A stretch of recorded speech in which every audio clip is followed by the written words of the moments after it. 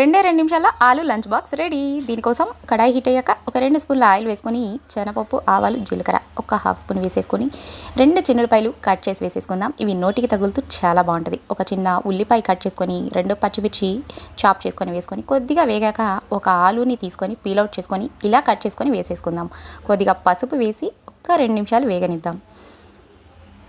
కరివేపాకు కూడా వేసేసుకొని కలిపేసుకొని ఇప్పుడు సాల్ట్, కారం ఒక హాఫ్ స్పూన్ అడ్జస్ట్ చేసుకొని వేసేసుకొని ఒకసారి కలిపేసుకుందాం. ఇప్పుడు చూడండి, ఆలు చెక్ చేస్తున్నాను, చాలా ఈజీగా ఉడికిపోయింది. ఇప్పుడు రైస్ ఎంత కావాలో వేసేసుకొని మీకు కావాలంటే గరం మసాలా, చికెన్ మసాలా ఏదున్నా సరే వేసేసుకోండి. ఒకసారి కలిపేసుకుందాం. ఇన్స్టెంట్గా ఆలు లంచ్ బాక్స్ రెడీ.